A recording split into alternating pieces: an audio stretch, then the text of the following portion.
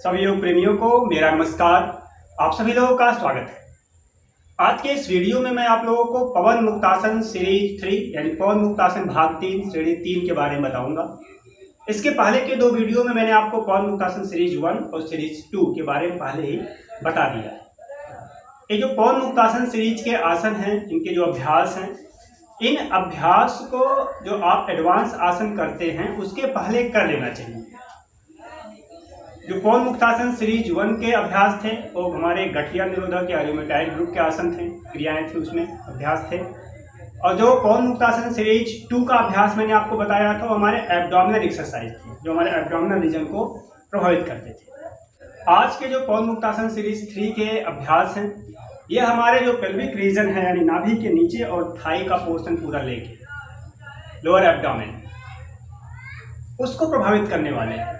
आप जानते हैं कि जो आगे के आसन हैं उसमें इस अंग का यहाँ से काफ़ी मोड़ना होता है। आसनों के अभ्यास में यहाँ से आपको खिंचाव दबाव पैदा होता है। तो अगर आपके यहाँ के ज्वाइंट्स फ्री नहीं हैं, यहाँ में प्राण ऊर्जा का अवरोध है, मांसपेशियाँ यहाँ कड़ी हैं, तो आप आगे के अभ्यास नहीं कर पाएंगे। इसीलिए कहा जाता है कि जो आसन के अभ्यास हैं उनको करने से पहले पवन मुक्तासन सीरीज 1, सीरीज 2 और सीरीज 3 इनका अभ्यास कर लेना चाहिए। और कुछ महीनों के अभ्यास के बाद जब इसमें आप एक्सपर्ट हो जाएं, आप अच्छे ढंग से इनको कर लें, उसके बाद आसनों का अभ्यास करेंगे तो आपके आसन भी अच्छे ढंग से लगेंगे और आप उसका अधिक से अधिक लाभ भी ले पाएंगे। तो इसी कड़ी में आज पवन मुक्तासन सीरीज 3 के बारे में बताऊंगा। यह जो नए प्रैक्टिशनर हैं, नए योगाभ्यासी हैं, स्टूडेंट हैं योग के या बिल्कुल नए लोग हैं, उन लोगों के लिए जो तीनों सीरीज है बहुत उपयोगी है। आप पीछे जाके उसको देख सकते हैं। आज इसमें पवन मुक्तासन सीरीज 3 में सबसे पहला अभ्यास करेंगे हम लोग रज्जु कर्षणासन, यानी पुलिंग द रोप। रस्सी को कैसे खींचते हैं उस क्रिया को हम लेके इसका अभ्यास का नाम दिया गया है पुलिंग द रोप। में आपको दोनों पैर को ऐसे सीधे करके बैठ जाना है। आपके जो कमर है, पीठ का ऊपरी हिस्सा है और सिर एक सीध में। आपको ऐसा लगे कि हाथ जब आप सामने फैला रहे हैं तो जैसे कोई रस्सी लटकी हुई और उस रस्सी को आपको खींचना है दोनों हाथ से बारी बारी से। एक हाथ से दाहिने से खींच लेंगे, उसके बाद ही बाएं से करेंगे। दोनों हाथ एक साथ नहीं खींचेंगे। जैसे आप सोचिए आपके सामने एक रस्सी है, सांस भर के पहले रस्सी को ऐसे पकड़ना है और फिर खींचना है। हाथ नीचे लाएंगे तो सांस बाहर करेंगे।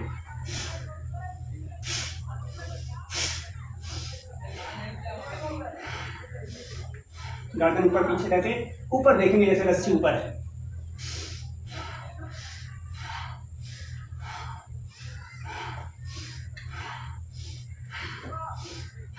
ऐसे कई बार आप करेंगे, 20 बार, 25 बार, 30 बार करेंगे। इससे क्या होगा, आपके जो कंधे हैं, यहाँ जो अकड़न है, जकड़न है, वो फ्री होगा। जो पीछे आपके है शोल्डर ब्लेड, यहाँ की मांसपेशियाँ लचीली होती है, मजबूत होती है, इससे आप आगे के आसन कर पाते हैं। कई लोग कंधों को अपना उठा नहीं पाते बहुत अधिक, उनके लिए भी यह उपयोगी है रज्जु कर्षणासन। अब दूसरा अभ्यास करेंगे गत्यात्मक मेरु वक्रासन यानी डायनामिक स्पाइन ट्विस्ट। इसके लिए आपको पैर को इस प्रकार फैला लेना है, हाथ ऐसे समानांतर जमीन, बाईं ओर जाएंगे तो दाहिने हाथ से इस पैर के अंगूठे को, बाएं पैर के अंगूठे को गर्दन घुमा के पीछे देखेंगे। दाहिनी ओर जाएंगे ऐसे ही तो दाहिने पैर के अंगूठे पकड़ेंगे, गर्दन घुमाएंगे पीछे की ओर। ऐसे थोड़ा गति के साथ करेंगे। आप इधर जा रहे हैं, श्वास भरते हुए जा रहे हैं, बीच में आ रहे हैं, श्वास छोड़ दीजिए, फिर इधर जाएंगे, श्वास भरते हुए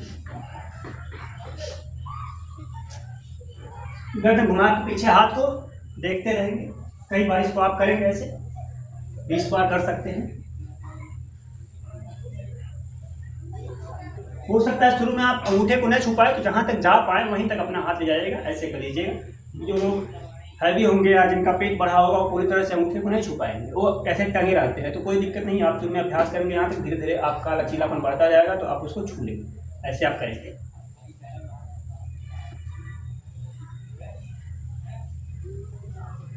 रिलैक्स। अगला अभ्यास तीसरा चक्की चालन, चर्निंग द मिल। जैसे पहले आटा निकालने के लिए, आटा बनाने के लिए चक्की में गेहूं को पीसा जाता था, ऐसे ही आपको बैठ जाना है, थोड़ा सा गैप देना है पैर, आप अधिक भी दे सकते हैं गैप, लेकिन अधिक बाद में दीजिएगा। शुरू में आप 2 फीट का गैप दे दीजिए। सामने हाथ ऐसे उंगलियों को आपस में फंसा लीजिए। आगे जाते हुए ऐसे अंगूठों के ऊपर से जाते हुए पीछे तक आएंगे, फिर आगे जाएंगे। जैसे चक्की का जो हैंडल है बीच में है और आप चक्की पूरा चला रहे हैं, आगे तक पूरा जाना है। कोहनी मोड़ने, ऐसे नहीं मोड़ना नहीं है इसको। बहुत लोग ऐसे मोड़ते हैं, सोचते हैं हमने कर लिया। आपकी कोहनी नहीं मोड़नी चाहिए, बड़ा सा ऐसा सर्कल बनाना है। पीछे जाएंगे, पीछे जाएंगे, सांस भरते हुए आगे जाएंगे, सांस बाहर निकालते।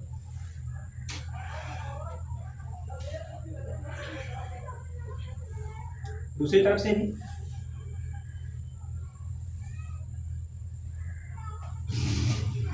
ऐसे दोनों तरफ से कम 10-10 बार करिएगा। मैं यहाँ 3-4 बार कर रहा हूँ ताकि बहुत लंबा वीडियो ना हो जाए। आप 10 बार करिएगा कम से कम दोनों तरफ से। इससे आपका जो लचीलापन है कमर का वो बढ़ेगा। इस बात का आप ध्यान दीजिएगा कि जिनको स्पाइन में प्रॉब्लम हो, बीच में बहुत अधिक दर्द हो, कोई और समस्या हो, स्लिप डिस्क की समस्या हो, वो लोग न तो गत्यात्मक मेद वक्रासन ये वाला भी नहीं करेंगे और चक्की चालन भी नहीं करेंगे। बाकी लोग कर सकते हैं। यह बहुत ही अच्छा प्रभाव डालता है हमारे नर्व्स पे। हमारे जो एब्डोमिनल पार्ट है, अंदर जो अंग है, इंटेस्टाइन है, उस पर प्रभाव डालता है। इसलिए पाचन क्रिया भी इससे ठीक होती है। मेंस्ट्रुअल साइकिल भी महिलाओं का इससे अनियमित जो उनका होता है वो नियमित हो जाता है, मतलब ठीक हो जाता है। उस तरह की प्रॉब्लम उनको नहीं होती है। अगला अभ्यास करेंगे नौका संचालन, रोइंग द बोट। जैसे आप नाव चला रहे हैं उस पोजीशन में, तो इसमें भी आपको ऐसे ही सामने पैर को फैला के इस प्रकार बैठ जाना है। हाथ जैसे आपके हाथ में पतवार और आप इसको पकड़े हुए हो और पतवार आप आगे पीछे ऐसे कर रहे हैं, नाव आगे बढ़ रही है। ऐसे आगे आप झुकेंगे तो सांस बाहर करेंगे और पीछे आएंगे तो सांस अंदर। बड़ा सा सर्कल बनाना है ऐसे हाथ से। पीछे आप मैक्सिमम झुकेंगे, आगे मैक्सिमम जाएंगे। जितना आराम से आप कर पाएं, कमर को आगे झुकाएंगे। ऐसे कम से कम 10 बार जब आप कर लेंगे तो इसको उल्टा भी करेंगे।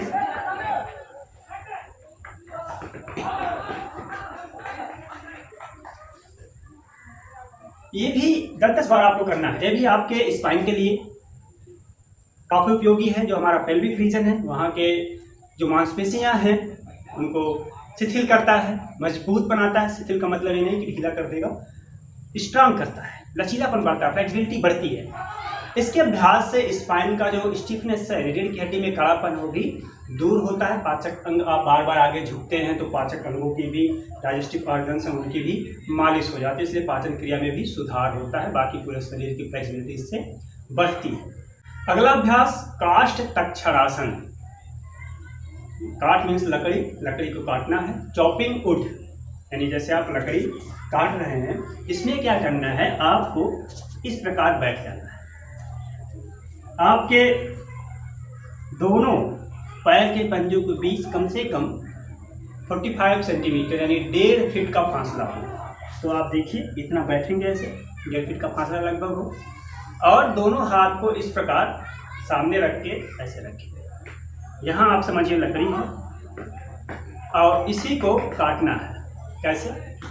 सांस भर के ऊपर ले जाएंगे,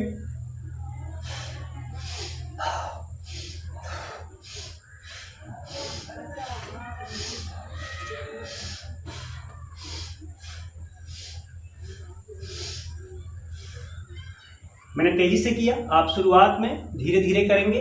सांस भरते पीछे जाना है, गर्दन के पीछे ले जाना है, इतना पीछे जितना आप ले जा सकते हैं। सांस बाहर निकालते हुए आगे की ओर।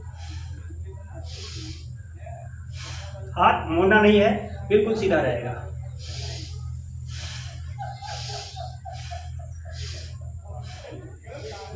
जब इसका अभ्यास आप करते हैं तो इससे आपके जो शोल्डर ब्लेड है, पीछे कंधे के जो ब्लेड हैं, उनके पीछे जो मांसपेशियां हैं, मसल्स हैं पीठ की, वहाँ पे प्रभाव पड़ता है। सामान्य रूप से यहाँ की मांसपेशियां उतना इन्वॉल्व नहीं होती कई कामों में, लेकिन जब आप इसको करते हैं तो यहाँ की मांसपेशियां भी एक्टिव हो जाती हैं, मजबूत होती है। हमारे कंधे स्ट्रांग होते हैं, हमारे लंग्स के लिए भी काफ़ी फायदेमंद है। साथ ही साथ हमारे स्पाइन को भी ये लचीला बनाता है। इस बात का इसमें ध्यान देंगे कि जिनके घुटनों में दर्द है वो इस प्रकार बैठ नहीं पाएंगे। इसीलिए इस प्रकार बैठने वाले जितने भी पोज हैं, जितने भी अभ्यास हैं, उसको घुटने में जिनको दर्द है या जिनको सैटिका की समस्या हो वो लोग इसका अभ्यास नहीं करेंगे। आगे भी कई अभ्यास इसमें बैठना है। तो अब हम छठवां अभ्यास करेंगे नमस्कार आसन यानी सैल्यूटेशन पोज। उसमें भी आपको इसी प्रकार बैठना है। इसमें दूरी 60 सेंटीमीटर कर देना है और बढ़ाना है, यानी 2 फीट के करीब फासला है। 2 फीट नहीं बन पा रहा है तो आप 1.5 फीट बना लीजिएगा। इस प्रकार करने के बाद नमस्कार की मुद्रा में हाथ को लाना है ऐसे। इस प्रकार जब आप नमस्कार की मुद्रा में लाएंगे तो कोहनी से अपने दोनों घुटनों को दबाएंगे, जिससे घुटने पूरा फैलें, जितना अधिक से अधिक ये घुटने फैल पाएं। इस प्रकार और गर्दन को धीरे धीरे सांस भरते हुए इनहेल करते हुए पीछे ले जाएंगे। 3-4 सेकंड तक रुकेंगे। सांस बाहर निकालते हुए हाथ को सीधा करेंगे और ठुड्डी को सीने से सटाएंगे, हाथ बिल्कुल सीधा, और घुटने से अपने आर्म के ऊपरी हिस्से को दबाएंगे। फिर सांस भरते हुए नमस्कार।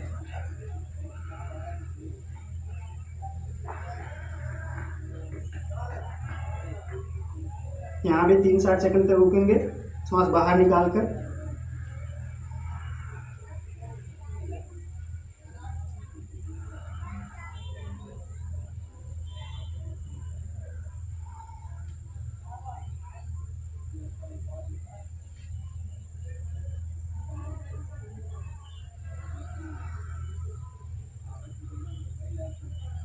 ऐसा लगता है जैसे कोई हाथ को खींच रहा हो। यहाँ भी आपकी गर्दन की मांसपेशियों में तनाव होता है। पीछे गर्दन के ठीक नीचे जो मांसपेशियाँ हैं वहाँ भी खिंचाव होता है। तो इससे लचीलापन हमारे शरीर का बढ़ता है। साथ ही साथ हमारे जो हिप जॉइंट हैं वो खुलते हैं। हमारे जो हिप्स के ब्लॉकेज हैं वहाँ भी आपको काफ़ी उसमें आराम मिलता है। लचीलापन बढ़ने से आप आगे के आसनों को अच्छी ढंग से कर सकते हैं।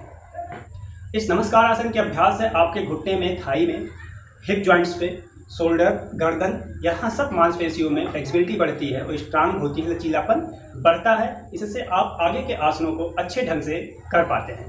नमस्कार आसन में इस बात का आप ध्यान देंगे कि जिनको घुटने में दर्द हो, घुटने में कोई समस्या हो, वो लोग इसका अभ्यास नहीं करेंगे, क्योंकि इसमें घुटने काफ़ी मुड़ते हैं, उनकी समस्या बढ़ सकती है। सामान्य लोग इसका अभ्यास कर सकते हैं। आप इसको भी 10 राउंड तक कर सकते हैं। अगला अभ्यास है वायु निष्कासन, विंड रिलीजिंग पोज। इसमें जिनको गैस की प्रॉब्लम हो उनके लिए बहुत उपयोगी है। बार बार गैस बनती हो तो समस्या से आपको छुटकारा मिल सकता है। अच्छे ढंग से इसका सही विधि से अभ्यास करेंगे। बैठने की पोजीशन वही है जो स्टार्टिंग पोज है। इसमें भी आपको 2 फीट का फासला रखना है, जैसे आपने रखा था नमस्कार आसन के समय। नमस्कार आसन में आपने ऐसे किया था, इसमें ऐसे नहीं करना है। इसमें ऐसे आपको पैर के तलुओं को पकड़ना है। इस प्रकार पकड़ना है कि अंगुलियां ऐसे अंदर जाएं, अंगूठा ऊपर रहे। ऐसे इसको भी अंगुलियां अंदर जाए, अंगूठा ऊपर रहे। इस प्रकार श्वास भरते हुए गर्दन को पीछे ले जाके 3 सेकंड तक रोकना है। श्वास भरते हुए श्वास भरकर 3 सेकंड तक रोकने के बाद श्वास बाहर निकालते हुए आपको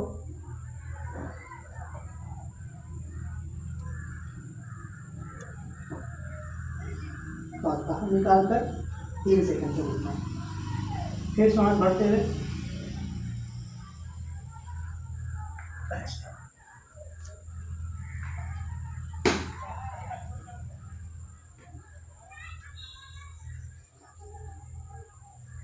श्वास भरते हुए मैं थोड़ा गैप और बढ़ा रहा हूँ ताकि 2 फीट पूरा हो जाए।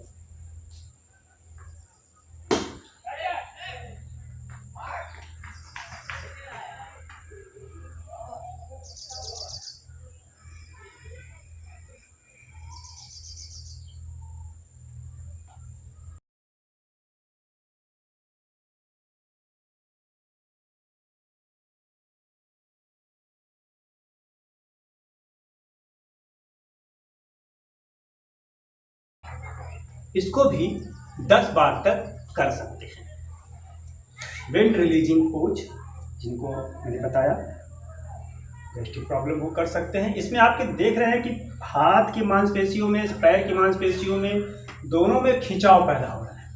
आपकी जो स्पाइन है ये भी आप एक बार आगे खिंचाव दे रहे हैं, ऐसे जब आप बैठ रहे हैं पीछे की ओर झुक रहे हैं, फिर आगे की ओर आप झुक रहे हैं थोड़ा सा, तो जो प्रेशर पड़ता है वर्टेब्रा पे वह प्रेशर रिलीज होता है। इसलिए हमारे पीठ की मांसपेशियों को भी ये स्ट्रांग करता है। ब्लड सर्कुलेशन पूरे शरीर में इससे स्ट्रांग होता है, साथ ही साथ हमारी जो स्पाइन है वह फ्लेक्सिबल होती है। अगला अभ्यास है कौवा चालन, क्रो वॉकिंग। कौवे की तरह इसमें चलना होता है, भी हमारे एब्डोमिनल मसल्स के लिए काफ़ी अच्छा है। साथ ही साथ जो मेडिटेटिव पोज हैं, आगे मेडिटेशन वाले आसन हैं, उनके लिए हमारा शरीर तैयार होता है। कब्ज को भी दूर करने वाला अभ्यास है। इसमें थोड़ा चलना होता है, इसलिए मुझे थोड़ा पीछे आना पड़ेगा। इस प्रकार आप स्क्वैटिंग पोजीशन में बैठते हैं, पंजों के बल बैठ जाएंगे, कदम बढ़ा के चलना होता है, कम से कम 50 स्टेप्स। कैसे? ऐसे। फिर आप सीधे चल सकते हैं। इसमें करना क्या है कि जब आप आगे करें तो उसका दूसरा पैर और अपोजिट वाला पैर नीचे, फिर इसको आप बढ़ा रहे हैं तो इसके वाला पैर नीचे से ऐसे।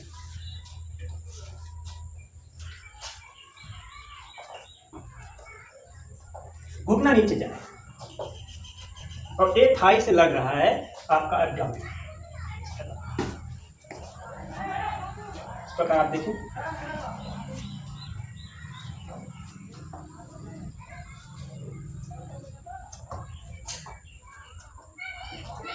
रिलैक्स। ऐसे कम से कम आपको 50 स्टेप्स मूव करना है आगे की ओर। यह आपका कौवा चालन था, क्रो वॉकिंग था। लास्ट जो अभ्यास है एब्डोमिनल स्ट्रेच पोज, उदर कर्सर आसन। उदर का मतलब पेट, उस पर आप उदर को आप थोड़ा तनाव देते हैं, फिर उनको प्रेस करते हैं एब्डोमिनल मसल्स को, इसलिए इसका ऐसा नाम है। इसमें भी आपको इसी प्रकार बैठना है।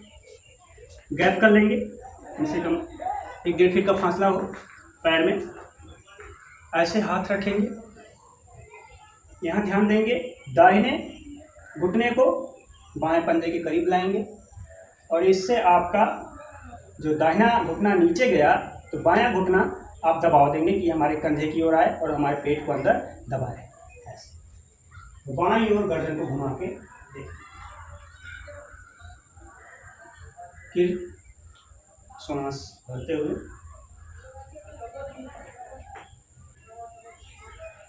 इस प्रकार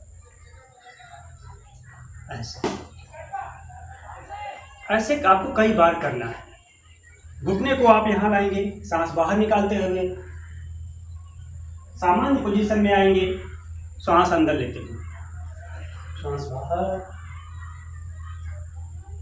सांस अंदर, बाहर, अंदर। गर्दन को पूरा घुमा के पीछे की ओर देखेंगे। इस घुटने को प्रेस करेंगे ताकि ऐसा नहीं कि इधर चला जाए, इसको प्रेस करना है। ऐसे मैंने आपको बताया आसन प्रक्षालन का भी एक आसन है। इससे हमारा कब्ज, गैस, अपच की समस्या दूर होती है। यह एब्डोमिनल स्ट्रेच पोज, जिनके घुटने में दर्द हो वह इसको नहीं करेंगे। इस प्रकार बैठ के इसे मोड़ रहे हैं, ऐसे किए हैं, ऐसे किए। कोई भी आसन उनको नहीं करना है जिनके घुटने में दर्द है। तो आपने देखा कि अभी ये पवन मुक्तासन सीरीज 3 के अभ्यास हम लोगों ने किए। इसके पहले मैंने सीरीज 1 और सीरीज 2 पे वीडियो बनाया है। उन दोनों वीडियो के लिंक मैं इसके डिस्क्रिप्शन में दे दूंगा, इस वीडियो के डिस्क्रिप्शन में, जिससे आपको तीनों वीडियो एक ही वीडियो में एक ही जगह मिल जाए और आप इसको अच्छे ढंग से सीख लें। इसके पहले मैंने आपको जानकारी दे दी है कि आप इन तीनों सीरीज के अभ्यास अच्छे ढंग से कर लें तो आपके आगे के आसन और अच्छे ढंग से होंगे और आपको लाभ पहुंचाएंगे। अगर आप बिना इनको किए, चाहे पवन मुक्तासन सीरीज 1 या सीरीज 2 या सीरीज 3 के हैं, वह अभ्यास करते हैं तो हो सकता है आपको उतना फायदा ना हो। और पवन मुक्तासन सीरीज 1 के अभ्यास करना तो सबके लिए जरूरी है।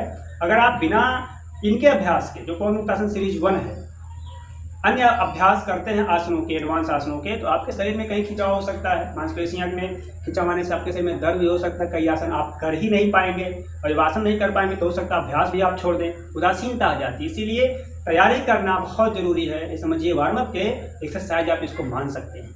आने वाले वीडियो में बताऊंगा कि बॉडी को रिलैक्स कैसे करते हैं, क्योंकि अभ्यास के दौरान जब आपका शरीर कई बार थक जाता है, श्वास तेज चलने लगती है, दिल की धड़कन तेज हो जाती है, तो आपको अपने शरीर को विश्राम देना बहुत ज़रूरी होता है, क्योंकि योग में अभ्यास के बराबर ही विश्राम को महत्व दिया गया है। आप लगातार अभ्यास करते जा रहे हैं, बीच में विश्राम नहीं दे रहे हैं, तो यह आपका ये सही विधि नहीं है। इसीलिए बीच बीच में विश्राम देते रहना है। इसके लिए आप शवासन में जाएं, मकर आसन में जाएं, अद्वासन है, ऐसी कई सारी रिलैक्सिंग प्रैक्टिसेस हैं जो आपको बताऊंगा। तब तक आप इन आसनों का अभ्यास करें। अगर आपको वीडियो अच्छा लगा तो इसको लाइक करें, आप दूसरे को भी शेयर कर सकते हैं, इससे और लोग भी योग करने के लिए प्रेरित हों। अपने आप को स्वस्थ रखें, आप खुश रहें। हरिओम, नमस्कार, जय हिंद।